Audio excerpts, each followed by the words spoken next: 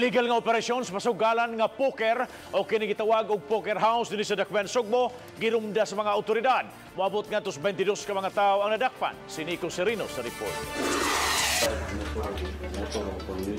Pinasikat sa search warrant nga gi-issue sa korte, girumbo sa mga otoridad kining duha ka establishmento sa Barangay Guadalupe ug Camputao. Target nila ang operasyon sa pasugalan nga poker sa maong dapit. Naatlan ang pipila ka mga empleyado ug mga players sa maong pasugalan nga gipangdakop sa kapulisan. Moabot sa 22 silang tanan nga nadakpan ug kasamtangan nga gitanggong karon sa Cebu City Police Office. Ubay-ubay nga mga ebidensya ang nasakmit gikan sa mga kagamitan, mga lamesa ug mga lingkuranan sa pasugalan, ekipo ug mga poker chips. Illegal, wala talagang authority, walang permit, and this was certified by PAGCOR because it's only PAGCOR is authorized to give permit on this kind of games outside casino. Matod sa kapulisan, may impormasyon silang nakuha nga dunay mga public officials nga mag-adtuan sa maong pasugalan.